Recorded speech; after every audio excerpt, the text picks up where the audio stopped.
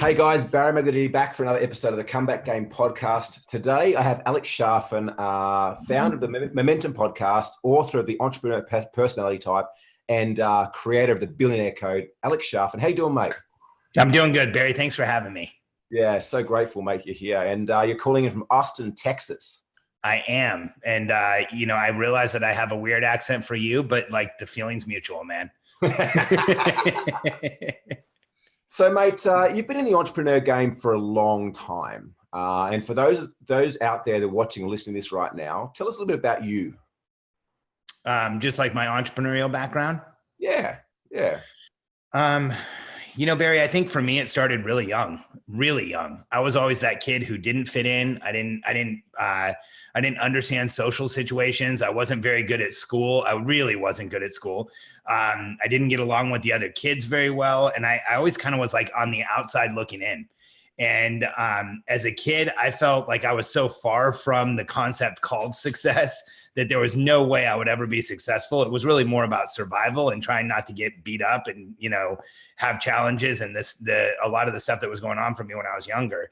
And I think, that not fitting in, not really being able to work with other people's systems or other people's structures or processes, that's kind of been a theme my whole life. I never, I didn't do very well when I got jobs. I did okay. I was able to hold on to jobs, but I didn't really thrive when I was younger.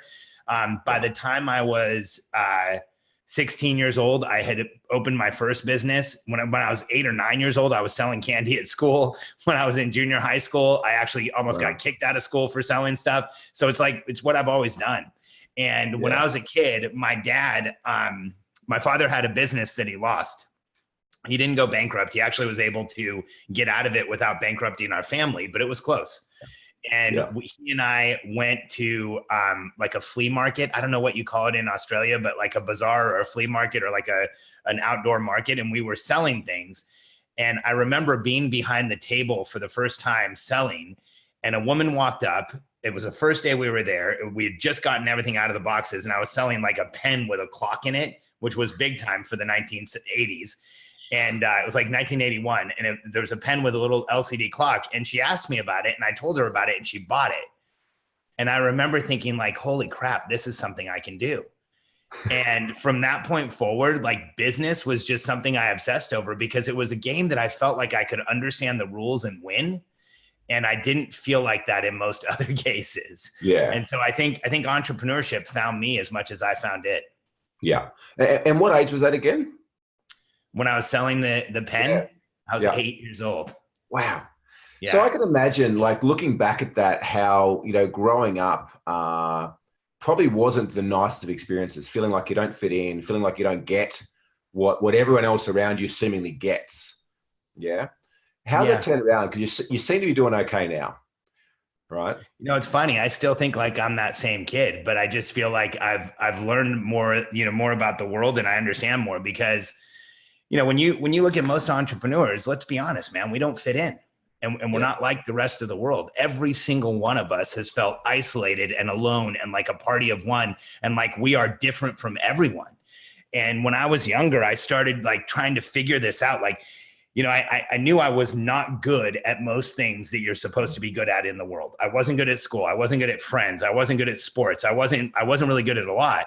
And so I went and started reading about successful people because I had this belief that like, if I read enough about successful people, I would figure out how I could be successful. And Barry, when I went and started reading about successful people, I found people just like me. Here I was thinking success was going to look like something totally different.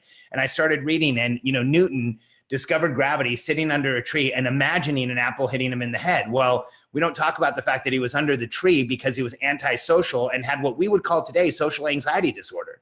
Einstein would have been Asperger's or autistic. He didn't speak until he was 4. He was unable to tie his shoes. He failed algebra, but then went on to become one of the most important physicists and philosophers in the history of the world. Socrates went to his death. He drank poison because he wouldn't admit he was wrong.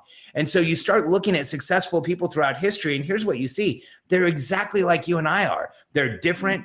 They're isolated. They felt alone. They knew they were different from the people around them. They felt the cognitive dissonance of wanting to do more and to be more and to make a contribution, but not knowing how. And so I think we've all gone through that. And so the more that I read about it, the more that I understood that success wasn't this magical thing, that it was actually people just like you and I just showing up in a way that they could do what they wanted to do. Things started changing for me. I remember, I remember reading about specifically Einstein and Thomas Edison. When I read the story of Edison, I almost fell out of my chair. He was sent home at 5 years old because he was too slow to be in school. And his mom, instead of telling him, hey, the school said you're dumb and you couldn't go to school, he asked, what was on the sheet of paper that the school sent home? And his mom said, they said that you're extraordinary and you're too smart to be in the school, and the other kids are going to hold you back. So you're just going to stay home and learn. And then she did what is now today known as unschooling. And Thomas Edison went on to be one of the most important men in human history. Wow. So when you look at that, I think, for me, what shifted wasn't so much who I am, because I still am deficient in so many different ways. But what I realized was success is looking at what you're good at and amplifying and doing more of it, and looking at what you're passionate about and amplifying and doing more of it. And here's something I want to share with anybody who's listening, because you shared a little bit of who your audience is. It's entrepreneurs who might be struggling, might be having a hard time, want to go out and actually make something happen. And here's what I want everyone listening to know. If you've ever felt alone or isolated or like a party of one, or like there's nobody else out there like you, I want you to understand something. Nothing could be further from the truth.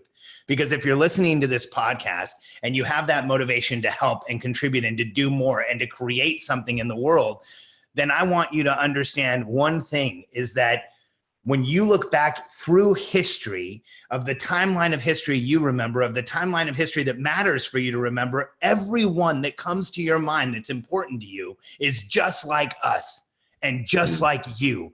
And that is who you are. That is your tribe. That is your birthright. And the challenge for people like us is that we grow up in this environment that makes us feel like we're alone and isolated and we're not like anyone else. But the fact is that people like us, when we get together, we change the world. And if you're listening to this podcast and you've ever asked the question, can I want you to know the answer is absolutely yes, because your mind wouldn't pose the question unless it was a complete possibility. So go forward. And I love what you shared too about Thomas Edison, right? His mother had a choice of sharing the perceived truth of the teachers that he was stupid. And instead she chose that moment to inspire him, maybe to protect his feelings, maybe to just, keep him away from the feelings that she may have thought it would have felt. However, I could see that planted a seed, that planted a seed of possibility for him. And that seed, he took on to become his reality. He took on to become his identity. And, I see a lot, we've been coaching for a long time, as I'm sure you have as well. And I think a lot of the success that we see our clients get is purely from the fact that we believe in them.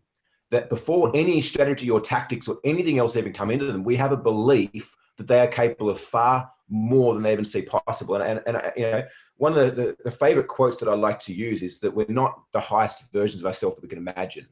We're the lowest versions of ourselves that we can accept, and we'll do nothing to achieve our dreams than fight like hell not to breach our standards.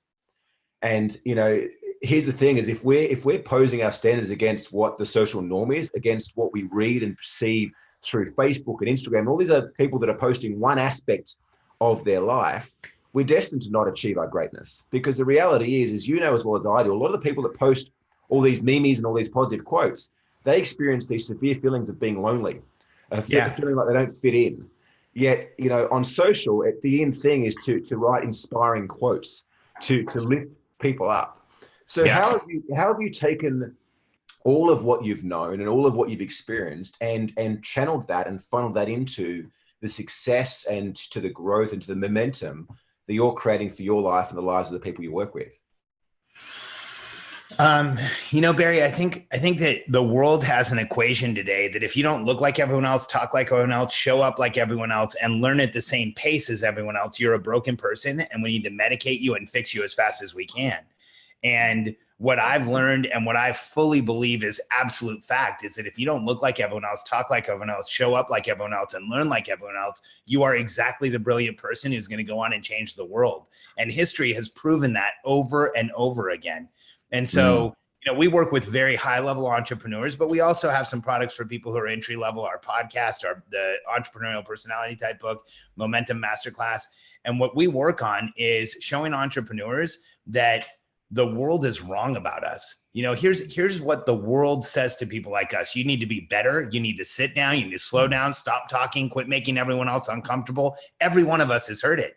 But the fact is, if you know you were meant to change the world, if you have that crazy, insane voice inside your head that says you're meant to do more, to be more, to change the world, to make things happen, that is the most sane, rational part of your entire being. But we spend our whole lives trying to turn it off.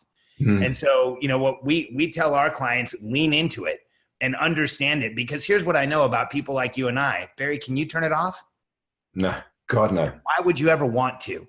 The rest of the world can turn it off. Like we look at the rest of the world and there's people who call in sick. Like, what the hell is calling in sick? Can you imagine ever calling in sick on your own business? Like, give me a break. And the rest of the world is like waiting for the day that someone gives them a gold watch so they can stop working. I don't even know how to think like that. Yeah. Entrepreneurs, we get up every day. We want to make things happen. We want to move forward, create progress, and we want to be in momentum. We don't just hear that word, we feel it. It isn't a description of something. It's a life force for us.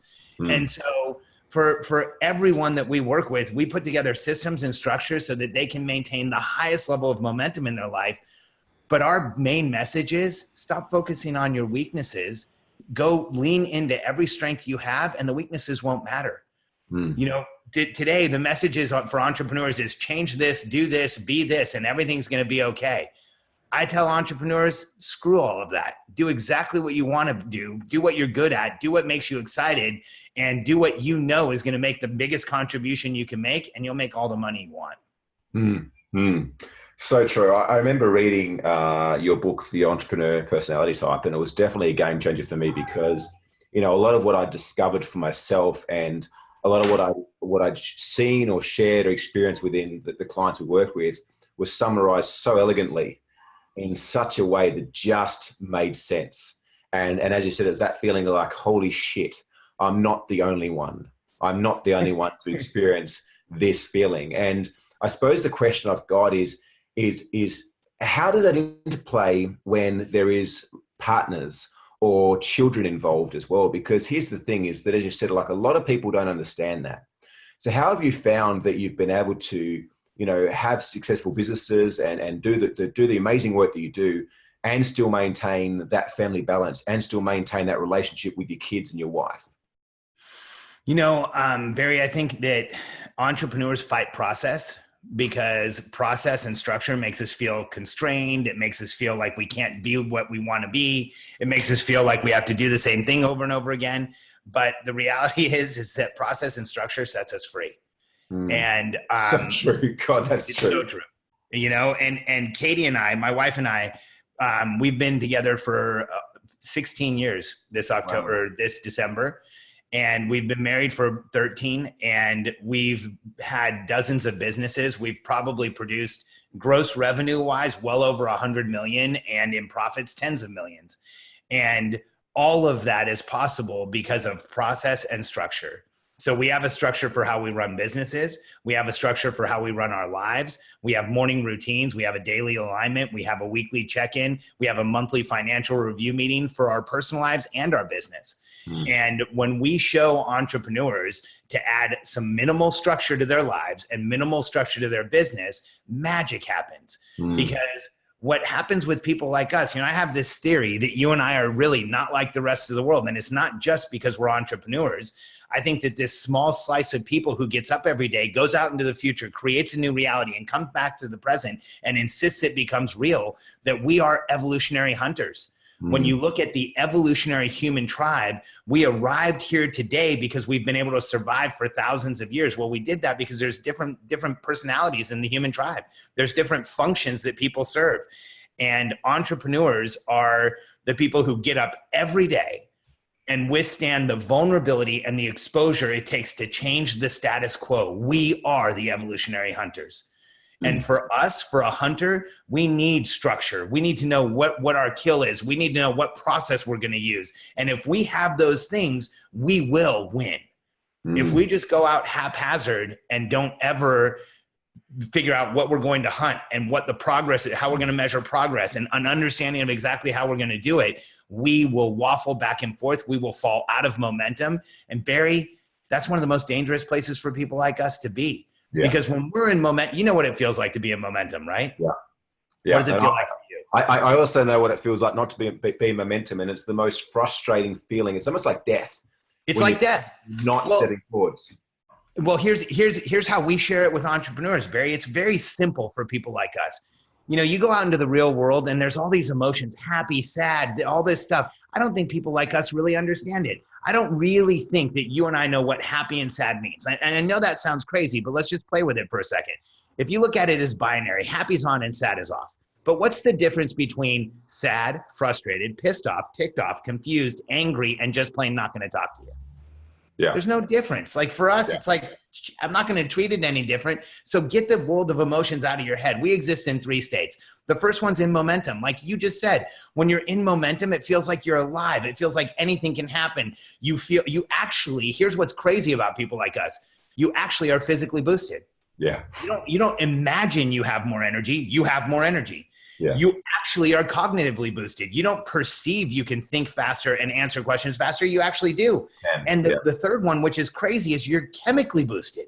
When people like you and I are in momentum, when we're on the hunt, when we're chasing down something and getting there, we have a massive chemical boost of dopamine and serotonin and all of these chemicals that would make you go on the hunt and stay on the hunt. Yeah. Now, when we get into a place where we can't see the light at the end of the tunnel, when we aren't in momentum, when the world is working against us, when we're held in place, Barry, when you're in that place of full constraint, when you can't see the light at the end of the tunnel, how fast is it before your body starts breaking down? Instantly. Instant. It's like immediate exhaustion and fatigue. How fast is it before it's hard to make decisions? Yeah. Immediate, right? Yeah. And here's the big one. Barry, have you felt the chemical effect of being in constraint? Big time. Big time. We all have. Yeah. And so I bring this up for 2 reasons. One, I want everyone listening to know you need to get into momentum, and we can tell you how to do it in a second, but you need to get into momentum and stay there, because that's when people like us feel alive. Yeah. And I also bring this up because when you're in constraint, you're going to feel that feeling of death, that feeling of challenge, that feeling of oppression. And you're also going to feel that feeling of chemical depression. And the problem is that entrepreneurial personality types, evolutionary hunters like you and I, if you run into the wrong doctor on the wrong day and the wrong feeling of constraint, they're going to give you a diagnosis of some made up disease that doesn't exist and a bunch of doctors voted on so they can give you a pill. Run from that person, because it doesn't matter what they call you. If they say bipolar or depressed or ADD or ADHD or Asperger's or autism or any of that shit, I've been called all of it. I have every one of those diagnoses, and I've succeeded at a level where most people can only dream of. So it doesn't matter what diagnosis or disease or disorder somebody's told you have. One of us, just like you and me, has had it, gone on to overcome it, and change the world anyway. So can you. Yeah. Yeah. Let's talk about momentum in a second. Before we do that, I'm curious to know, how do you feel the journey of a social entrepreneur has changed? And what I mean by that is if I look back 10, 15 years ago when I got into my own business, it was almost like everyone was in competition with one another. Regardless of whether you had the same type of business or not, you were in competition with someone else. If they're in business, they were taking market share, you're in competition. And I've certainly seen a significant shift where there seems to be a lot more contribution to one another, even in the same industries. Even more than that, though, I've seen this level of vulnerability the last few years. I've seen this ability that people have had to actually go on the line and share what's really going on. And I've started to see a huge shift there. Like, I'd love to know your perspective on that and what you've experienced or what you've seen, coming, and where you think this is heading. Well, Barry, I think, it's interesting because I've been in business long enough to remember back before we had email. Like my first company that I ran, we didn't have email. We had just barely started getting email. And the first business I ran, we certainly didn't have access to the internet. And so when I was in my early 20s, we just started to get, we weren't using faxes as much. But Like I ran a huge business with 15 offices, and we used to FedEx CD-ROMs and paper all over the place to understand what was going on because you couldn't transfer information. And so what's happened is all the advent of technology has made business infinitely easier to run. I don't care what anybody says. It's easier to run a business today than at any time in human history. And it's easy to succeed at a level that you just couldn't in the past. When you look at the tools we have available today, you know, our company uses Infusionsoft and Airtable and ClickFunnels. Like ClickFunnels alone is such a game-changing platform that any business can go out and have a entire marketing company. Like what it used to cost Katie and I about $1.2 million a year to produce is now yours in ClickFunnels for like $99 a month. I used to have a 7-person team that did all of our funnels, all of our conversions, all of our exposures. So today it's crazy how much easier it is. But here's what's happened. That access to information, that public persona, that creation of like, hey, you are one step away from hitting like on anyone has made it so that as an entrepreneur, you better be real and you better be authentic. And you should, like, if you're making up a whole persona, you're dead these days. Yeah. Because the vast majority of the population, especially in countries like Australia, like you guys have a BS meter that's a mile high. And if somebody's making things up or winging it or pretending, it's very easy to diagnose and see in today's world. And so I think what's happened with the advent of social media and visibility and transparency, you know, Barry, hundreds and sometimes thousands of people watch my morning routine on Instagram, on my Instagram stories every morning. So, and what happens is I like show people I made a shake, and then I'll get a reply and somebody says, hey, I've been watching you for, 7 weeks. You're one of the most consistent people I've ever met. I love how you treat your daughters. Can I have an appointment to join your program? Because what's happened is people now can vet you at a level they never have before. You can take presidents and look at them on social media and see exactly what they're doing. So these days, I think, you have a choice as an entrepreneur. You can either be transparent and live a life that you're willing to share with anyone, or you can be one of the people who has to hide. But you have one of the two choices. So I've decided to, I've for my whole life, I've lived my life in a way that I want to be beyond reproach, and I want to be able to be transparent with anyone, where I can be a completely open book and hide nothing. But I think that the advent of social media has made that a near requirement if you want to build trust with people. Yeah. Couldn't agree more. Awesome share. Loving our chat, mate. Let's jump into momentum. Let's, for the people that we're kind of on the hook right now saying, Alex, I just want to know how to get in momentum. How do we do that? Well, Barry, here's what's interesting. I'm gonna actually explain this by asking you some questions. Is that cool? Yeah, let's do it. So, and don't feel bad, because like almost every time I'm on a podcast, I take over as the interviewer. So this is just another one of those. So Barry, can you remember a period of momentum in your life? Yeah, definitely. What was it? It was 2 quarters ago. And what was going on? It felt like we were making consistent progress. One foot in front of the other. Yeah. So check this out. I'm going to ask just three categories of questions. So one, what was the outcome you were aiming at when you were in momentum? Growth. Of what? My business, company. So it was growing a business. Yeah. And so in that time period, you have a high level of focus on an outcome of growth. Yeah. Okay. Who around you was helping you, and who were you helping? So my general manager and my whole entire team was helping me, and I was helping them and our clients. So massive contribution going in both directions. Yeah. Was it clear what your responsibilities were? Yeah. Was it clear what your team's responsibilities were? Yeah. Okay. Last question. What scoreboard were you using to see if you were successful? There's a couple: net client gain and net promoter score for my clients. So you actually were tracking net client gain, net promoter score, and probably revenue. There's a bunch of KPIs, but the 3 kind of core one is net promoter score, which presupposes revenues going up, profits going up. And the second one, net client gain. The second one, net promoter score, meaning that our clients are happy. And third one, is retention. Retention rate was a huge one too. Right. So here's what you just demonstrated. In order for us to be in momentum, we need to have 3 things. 1, we need a clear outcome that we can actually see, that we understand. Like if you're at $100,000 in revenue right now and you set the goal of $10 million, that is not a clear outcome. That's silly. That might be a dream. That might be a wish. That might be something you put on a board. It's not a clear outcome. It's not going to get you into momentum. In fact, it might knock you out of momentum. So first, you need a clear outcome that you can see from where you are. Second, you need clear accountability, what you're responsible for, what the people around you are responsible for. And if you have that, it creates contribution. Barry, did you get closer to the people you were working with during that period of momentum? Without a doubt. Yeah. Like, didn't you build relationships that will probably last for a long time during that period?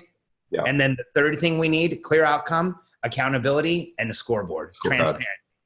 And so whenever I meet an entrepreneur that says, Alex, I'm out of momentum, very quickly by asking those three things, we can determine like, hey, you have an outcome, you know what you're supposed to do, you're not keeping score, or you don't really know where you're headed. How could you possibly be in momentum? You're like a ship going around in circles.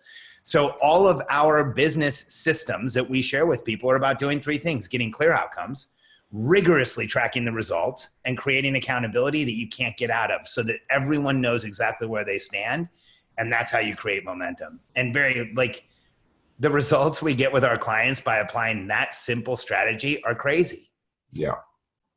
Yeah. But I don't know how you can grow. I don't know how you can grow a business without having those things in place. Yeah. But what's interesting is that's all you need. Yeah. You don't need, and here's what happens. And I just want to put this out there for everybody to think about. You know, I have this aversion and this like almost an allergy to goal setting experts. I can't stand goal setting experts. At least I haven't found one that I like yet, because here's what goal setting experts do. They get up in front of the room, they bounce around and they get all excited and they're like, Barry, okay, so now I want you to dream bigger and write down a bigger number and cross it out and double it. And that's your goal. And we're going to make this happen and blah, blah, blah. And within a week, you're like, what even happened? I don't even know like what that was all about.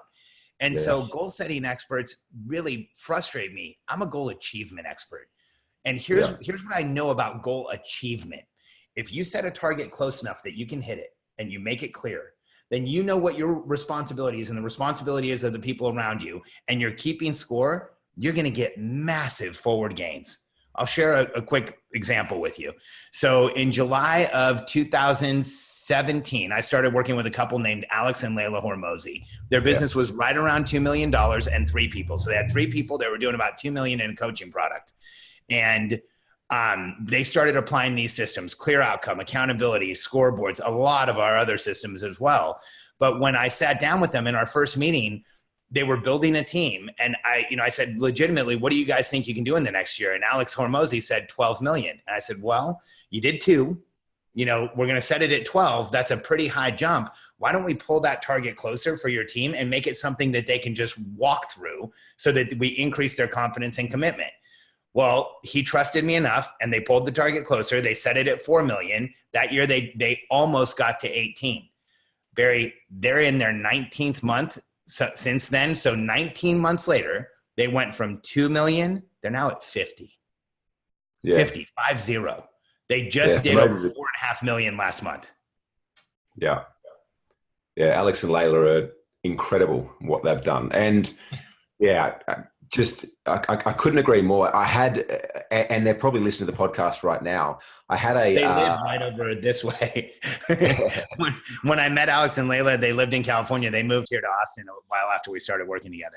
Wow. Yeah, we had a client the other day, and it was exactly the same conversation.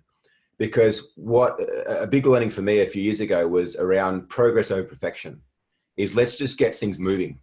Let's not try to aim for perfection, because we can't hit that. And we're setting ourselves up for failure. We're setting ourselves up for sabotage. Let's set a goal that we can achieve to build some confidence, to build some momentum, to then stretch it again. And I think you're exactly right. Is most people go out there, like, think bigger, and it's all good. It makes you feel great.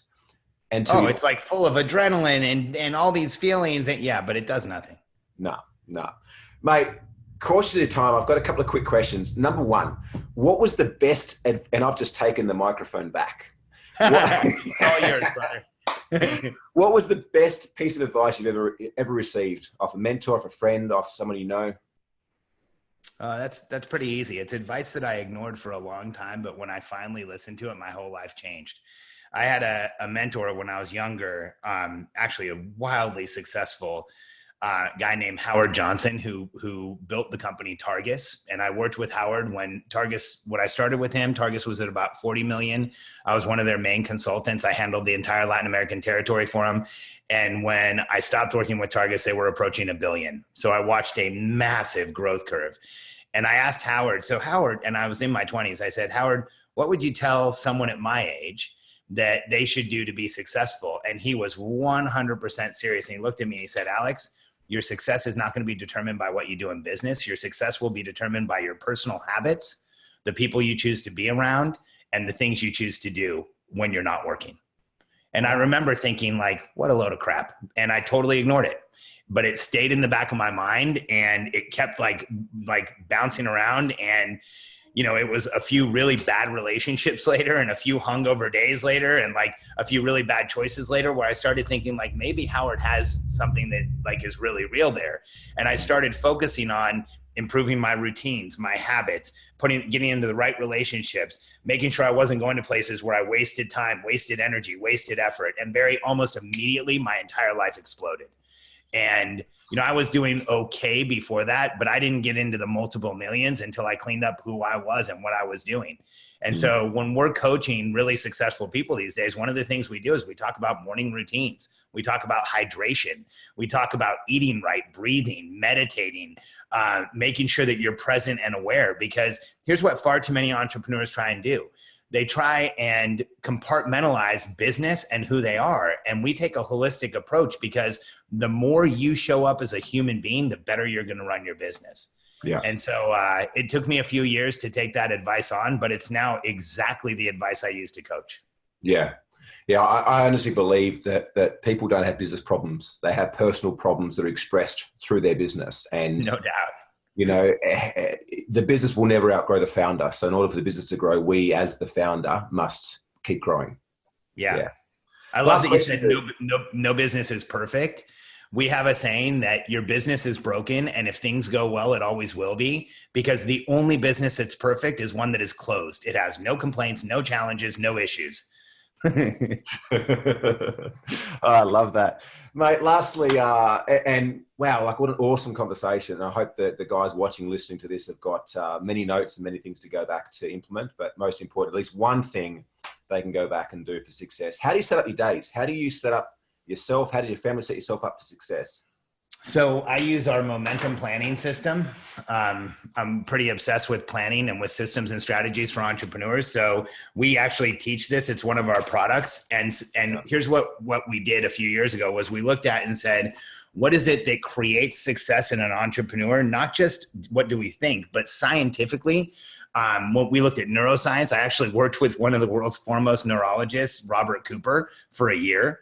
And we tested all of our strategies, all of our processes. And so on a daily basis, I sit down, and rather than just attacking a to-do list, which I never do, I ask the following questions. I ask, what's my intention for the day?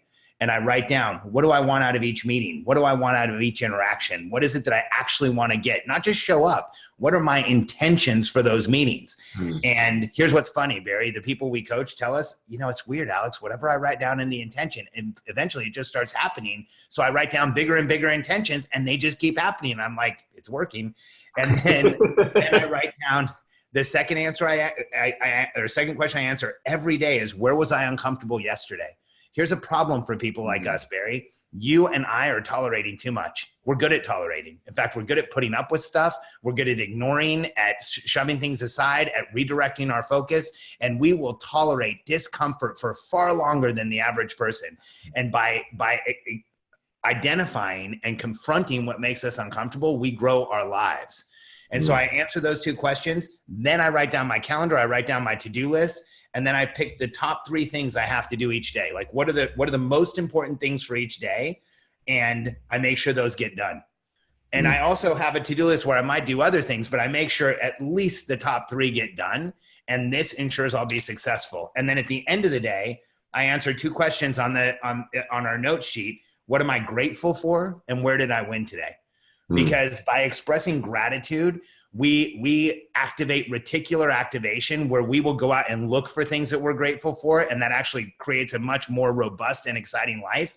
And then by acknowledging where I won, it makes me proactively say, this is what I should be recognizing and celebrating, because people like us are terrible at celebrating anything or recognizing anything. But once we start recognizing wins, we get more of them. So a highly scientific and methodical approach to setting every day up. Yeah, absolutely love that. And, you know, they say that proper planning prevents piss poor performance. So exactly.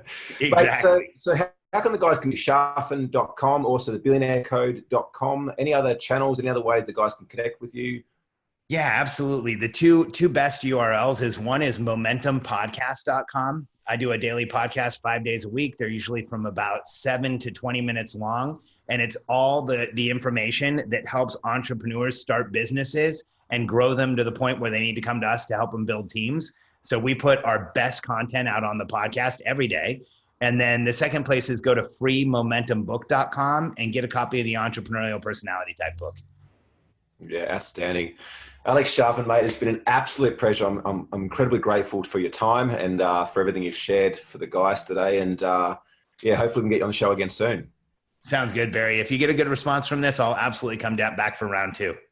So you hear that, guys? So if we want to get Alex back, you got to like, share, comment, sprinkle this stuff everywhere. Awesome. Hey, thanks in advance for anybody who's willing to do that. And Barry, thanks for an awesome interview. Yeah, awesome, mate. Thank you.